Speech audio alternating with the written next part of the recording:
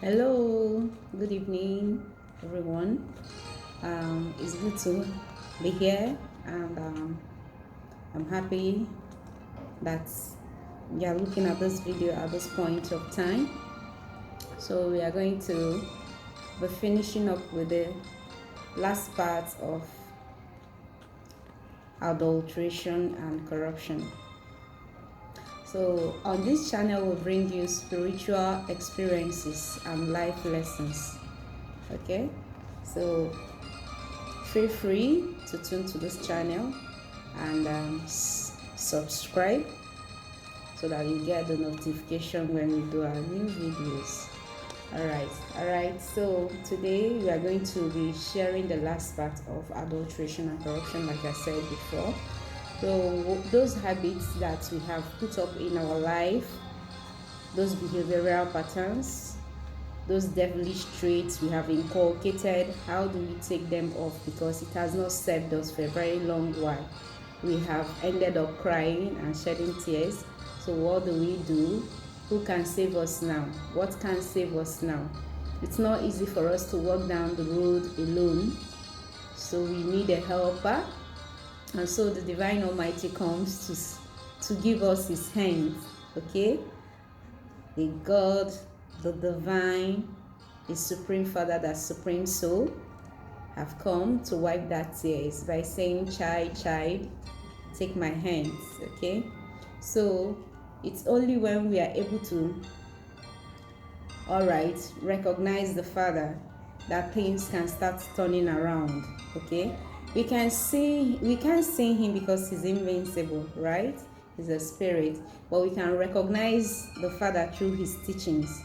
And it's because of these teachings that the whole world have revered him. It's because of these teachings that the impure ones are made pure. It's because of these teachings that all religion agrees, because of God, both the Hindu, the Christians, Muslims, the Jewish, the Buddhist religion, and every other cult and sect, okay, have revered and worshipped God, right? So what is that good work that the divine has performed, that all souls revered and worship him? That good work is what? His teaching, his true teachings. When you recognize the truth, you recognize God. Okay, so it's through his teachings we begin to know that rightly no one else can say this apart from the Father. Yes, he's immortal, like we said. He's an immortal being. Okay, so because of not being able to identify God, souls decided to relate with those they can see physical, like the founders of religion, like Buddha, Christ, Muhammad, Brahma, Krishna. They've started relating with those physical beings, right? Okay, that have brought the message of God. All right, because there's always a medium. Okay, so whereby souls have deviated from recognizing the true Father, and they feel they are not worthy, okay, to be that close to him. Souls have made so many mistakes. Souls has fallen. Souls' power has gone down, and so they are very weak and tired to become that which they used to be. Okay, so these are the benevolent acts of God. This is the work that God performed, that the whole world recognized him. And so he's the true divine, even though he's invincible, even though he's immortal, even though he's neither created nor destroyed. He cannot come into the womb. He's the Almighty. He cannot be born into flesh to become physical. Anything physical is a human being. Anything that can be touched is a human being. God is never a human being. And so, because of his benevolent act, okay, God is revered. So God, yeah, introducing God in this part. For you to recognize truly His teaching, you have to know whom is teaching you. So God is only one, and God is the only one supreme. God, when you talk about supreme, it only means it's only one available. Okay, there is no plenty. Just like when you have a production, they say it's just what is it called, that is sample copy, as in so God is the only supreme, and so if he's the only supreme, that means there is no other one that can be called supreme. Okay, you can have super, you can have superior, you can also have superiors. Okay, but when it comes to supreme, it needs only one. So actually, nobody can hustle the position of God with him. Okay, God is the supreme Father, the supreme soul. He alone is called the supreme. He alone is the highest on high. He alone is the one purifier that makes other impure beings to become pure. Okay, that is why in the relationship with God, all religion come in agreement. However, in the relationship with messengers and founders like Buddha, Christ, Muhammad, Brahma, Krishna, the whole religion disagrees with each other. So how do we find a common ground where the divine, the almighty Allah, God, Dio, Chukwu Okike, Oluwa, Abasi, Ogene comes to teach just one thing: I am peace. I am a soul. In the recognition of this one single act, okay, souls will recognize their Father, the one true God. So, souls will recognize their Father, of course, when He has come to teach. Okay, so the divine Almighty Allah has come with this teaching, that is, I am peace. I am a soul. In the recognition of this one act, souls will recognize their Father, the true God, properly. Okay, the Almighty Supreme Father, the Supreme Soul, has said that souls are peaceful in their religion.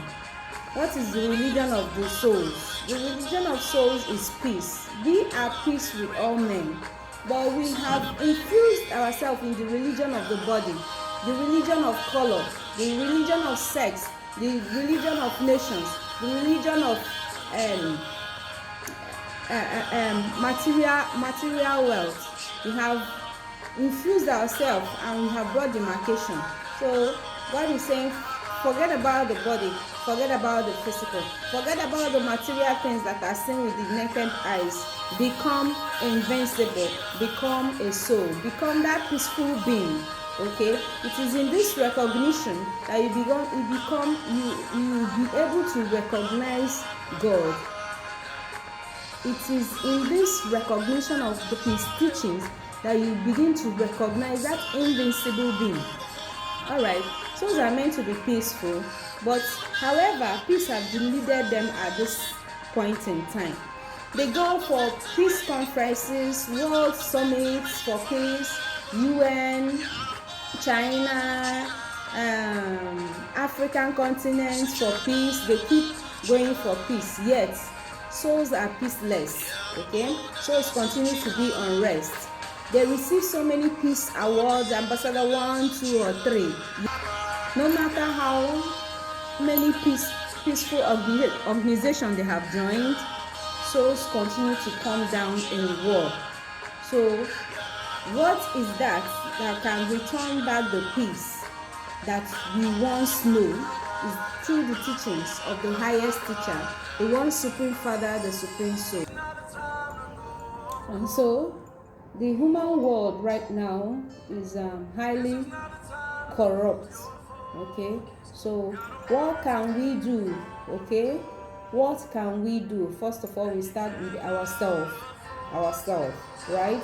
There is a need that another thing has to happen, the variable that will bring about the change. Okay, so whether you give your consent or not, the viable is on the way and it's taking place. Okay, so that is why yourself first has to start purging. The cleansing has to start taking place with the teachings of the Most High. Okay, you have to start what? Cleansing, washing, all those things that have not been serving you, like we said initially. And so we said there's a need for that bang that took place according to scientists. We surely also be banged again. Okay, so we don't need to wait for somebody to come and school us. We already schooled, we know, but the reins of the chariot is slipping off our hands. Who can make that reins become firm again? It's only by recognizing the true teacher, the Sat Guru. Sat Guru means true. Sat means true. Guru means teacher.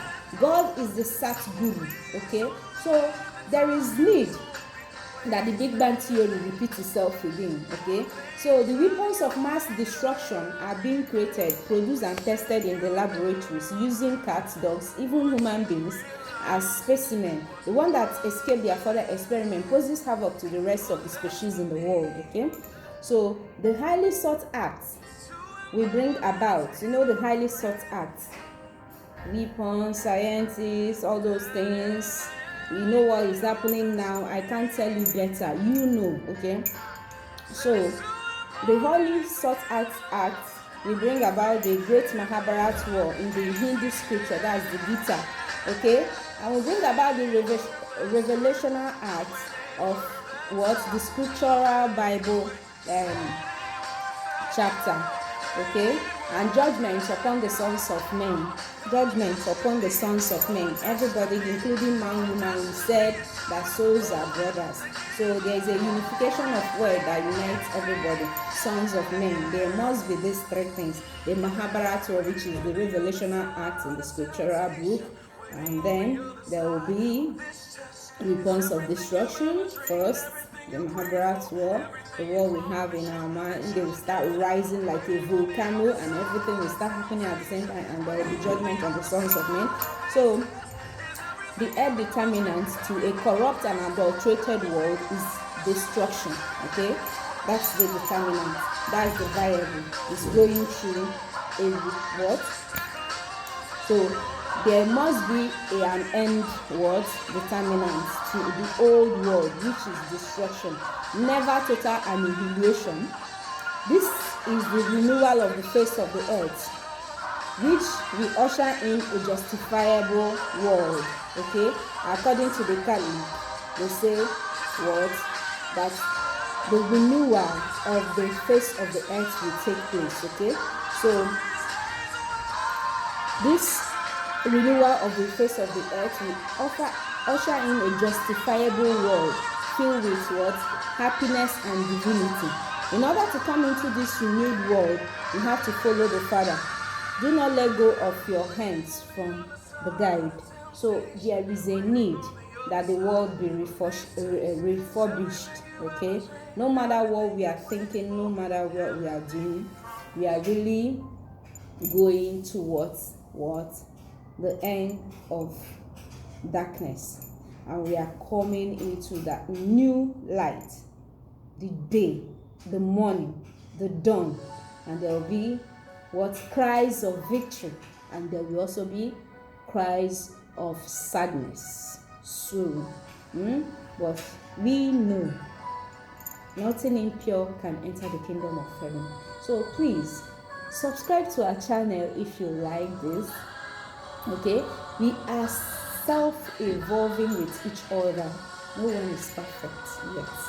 Okay, so feel free to subscribe to this channel and be able to get notification whenever we have a new video. Thank you. Namaste. Om Shanti. God bless you. Peace be with you. And shalom. And what else? Salam alaikum. All right. Bye. See you next time.